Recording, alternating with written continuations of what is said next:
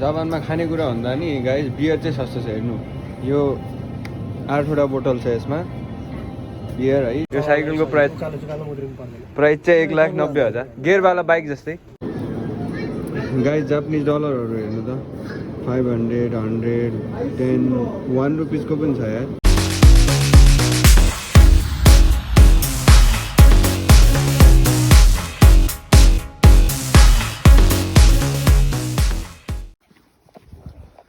High कोनबानबा मिन्नासान so अहिले चाहिँ हाम्रो जापानको अराउन्ड 6 बज्दैछ है अनि यो भ्लगमा चाहिँ स्पेसली हजुरहरूले हामीहरू चाहिँ सुपर मार्केट जाँदैछौँ है जापानको त्यो भनौँ न वस्तुको मूल्य चाहिँ कस्तो छ भनौँ न साग तरकारी अनि तपाईँको चामल यताउति होइन जे पनि खानेकुराहरूको त्यो मूल्य चाहिँ कस्तो छ यता भने अर्को कुरा भन्नुपर्दा जाडो धेरै छ है यहाँ किनकि हामी यस्तो इनाखा साइडतिर छौँ अब इनाखा भनेको टाउन है सिटी भन्दा पनि टाउन हो अनि त्यसैले हामीहरू सुपर मार्केट जाँदैछौँ मसँग हुनुहुन्छ मेरो दुईवटा दाइ खै यता आउनु न हाम्रो उहाँ चाहिँ राजकुमार दाइ है हेलो हाई अनि त्यसपछि हाम्रो अर्को दाइ हुनुहुन्छ सरोज दोङ दाइ सो हामीहरू जाँदैछु होइन अब अरू कुराकानी सुपर मार्केट गएर हजुरहरूले देखाउँछौँ भिडियो पुरै हेर्नु होला किनकि यदि तपाईँहरू भर्खरै अब जापान आउनुको लागि तयारी गर्दै हुनुहुन्छ अथवा जापान जस्तै स्टुडेन्टमा एप्रिल इन्टेकमा आउँदै हुनुहुन्छ भने पनि अब तपाईँ छिटै आउनुहुन्छ होइन अब त्यसैले तपाईँहरूलाई चाहिँ यो कुराहरू थाहा पाइराख्दा राम्रो है आखिर जापानमा प्राइजिङ कस्तो छ जापानमा होइन कतिको महँगाई छ कतिको ताखाइ छ भन्ने कुराहरू थाहा पाउन सक्नुहुन्छ जाडो धेरै छ गाइस त्यसैले मैले टोपी हालेको छ थाहा छैन म कस्तो देखिया छ भन्ने त्यही पनि ह्यान्डसम भनेर कमेन्ट गर्नु होला ओके अब बाटोघाटो यहाँको यस्तै छ अब जापान भनिसकेपछि तपाईँहरूले बुझ्नुहुन्छ होला क्या दामी छ हेर्नु त क्लिनिङ हेर्नु कतिको छ क्लिनिङ यहाँ गाइज अब यहाँबाट त्यही 10-15 मिनट लाग्छ हामीलाई सुपर मार्केटतिर जान सुपर मार्केट गएर अनि त्यसपछि हजुरहरूलाई देखाउँछु ल ओके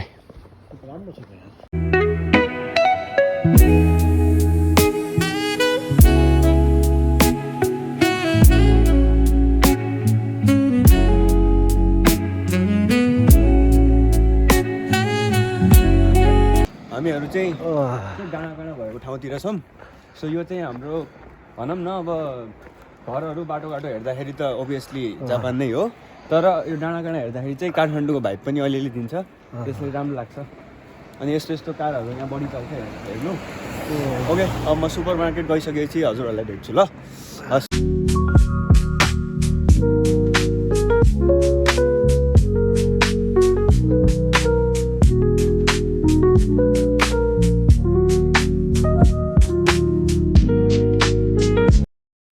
हेर्नु त गाई यत्रै 1 केजी प्याकेटको नुन 108 अलि महँगै हो कम्पेयर विथ नेपाल हेर्नु त यो खानेकुराहरू कति महँगो छ यार हेर्नु त यो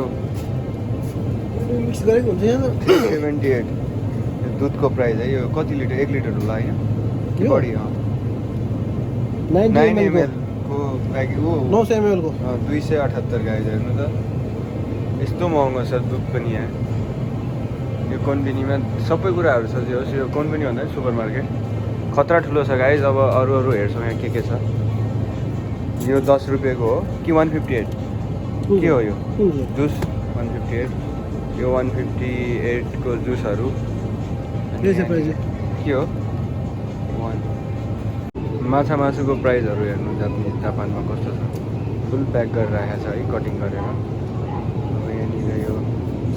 चिकनको प्राइस 980 प्याकिङ अब यो बोनलेस कोहरू हो होइन अब यो चिकनहरू छ माछाहरू छ यहाँ प्राइसहरू हेर्नु त कति महँगो गाइस हेर्नु त एउटा गोबी 150 5-6वटा सुन्तला बोकेर 380 अनि यो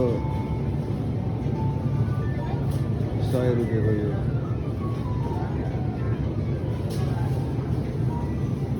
3वटा गाजर 98 रुपियाँ यो चाहिँ ठिकै छ हेर्नु त प्राइसहरू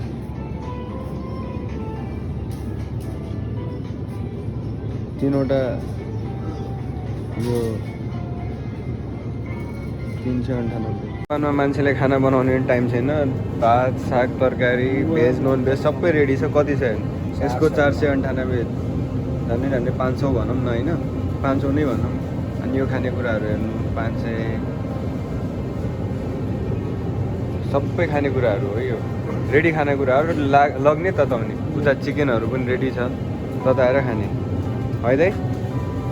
अनि यतातिर हेर्नु प्राइजिङ यो अरू के लानु ल? अब यतिको त ठिकै हो, जापान अनुसार स्यालेरी अनुसार महँगाइ।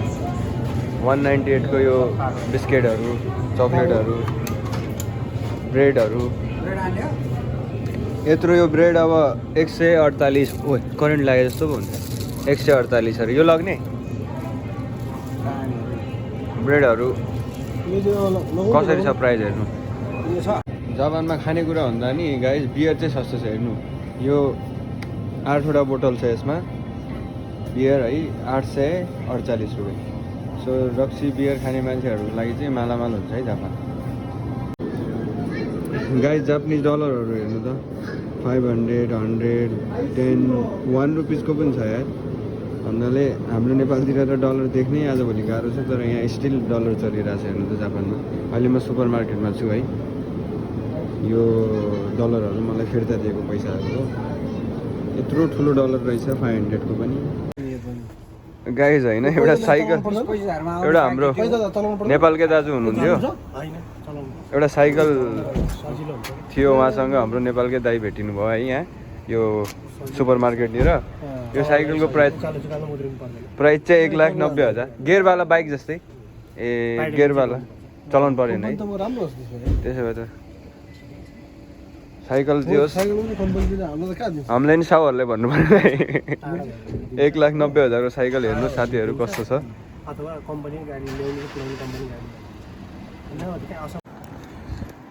बाटोमा खाम्ला भनेर अहिले कोठा जाँदाखेरि यो चिप्स किनेको है एउटा। यो चिप्स चाहिँ तपाईँको 258 रुपिस है पर्यो। अब हेर्नु यत्रै प्याकेट छ। अनि अर्को त्यो देखाउनु त के छ छ यसमा। अनि यसपछि हामीले एउटा पपकर्न किनेको थियो है, कति नै होला र यसमा। यो पनि 158 पर्यो। महँगाइ त छ जापानमा, के भन्ने है दाइ।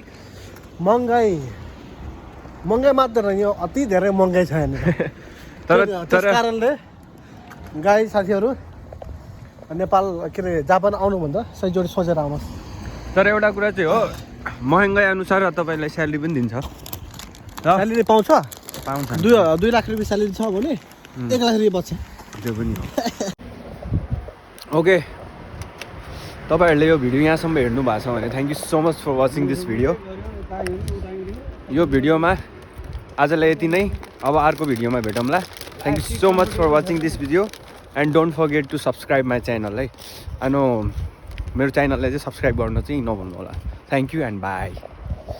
बाई भनिदिनु त ल।